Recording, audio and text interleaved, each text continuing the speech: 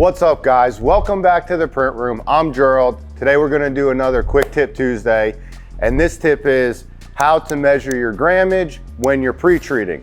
A lot of times when people are having issues and they call in for support, whether you're calling Firebird, whether you're going on the Facebook group or any other company that you deal with to get your pre-treatment supplies from, a good thing to know is how much grams are you spraying of your pre-treatment on your shirts for a specific size. So I'm just gonna show you really quick how to do that so that when you do have issues, and like I said, you post like in the Facebook owners group, that you can put that information, and then other moderators like myself, we can help you without asking, hey, how many grams, how much pressure, how much temperature are you using? So we'll show you 3 different ways, and it depends, you choose whatever way is easier for you. So the first thing I'm gonna do, I got my gram scale right here, right? You just need a gram scale. Everybody measures in grams. It's the easiest way. I'm gonna take my scrap shirt, right? I'm gonna roll it up nice so it fits on there. Nothing's hanging over, right?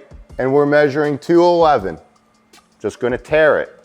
Now, once again, make sure that when you do it, you don't have it like hanging over or something like that, because it won't measure correctly. We want everything on top, right? So we're at 0. Now, for my testing, and I've always done, is a 14-inch by a 16-inch area. Okay, so I'm gonna spray that area with a set amount that I do every day. I also do this to make sure that my equipment is running the same day in and day out. Pumps do start going bad. Filters do start getting clogged over time depending on how much you use your machine. So when you buy the machine new, with what we're using here, it goes by percentage. Maybe 80% gets me 35 grams, but who knows? Maybe after 6 months of using it nonstop, 80% gets me 30 grams. So it's good to check your equipment, daily, if not daily, weekly, to make sure that it's running efficient. So now that I got a nice good spray, 14-inch by 16-inch, and it's good not to do like a really small spot because there could be too much variables in that. So I am measuring 33 grams.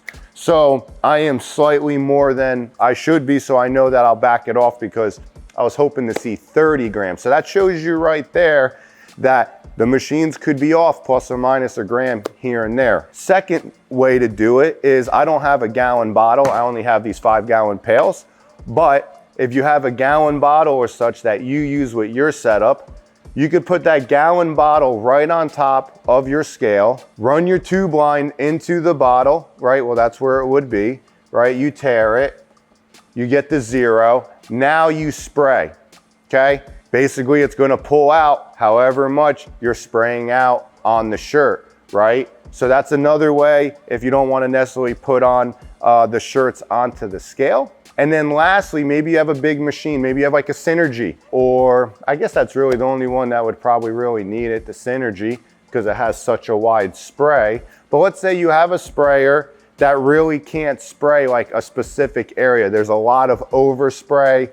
It fans out a lot on the edges. So even though you might want a 10-inch or a 14-inch spray, it does like 16 or 18-inch. Simply just get a piece of cardboard, flat cardboard, cut out the size that you want, and you're just gonna lay that down on the shirt, and now when you spray, it'll basically make you the size that you want. And like I said before, I don't recommend like a small like 6x6 or 7x7 because a 1 gram difference with a 6x6 versus a 1 gram difference with a 14x16 is a big change, because a 6x6, once you went up to a 14x16, would be like a 3 to 4 gram difference. And sometimes that's all it takes to have the difference between a great looking shirt and just a shirt. Yeah, that's it on how to measure your grammage. Easy step, but a great way to get answers to your questions when it comes to pre-treating. So I hope this helped, and have a great one.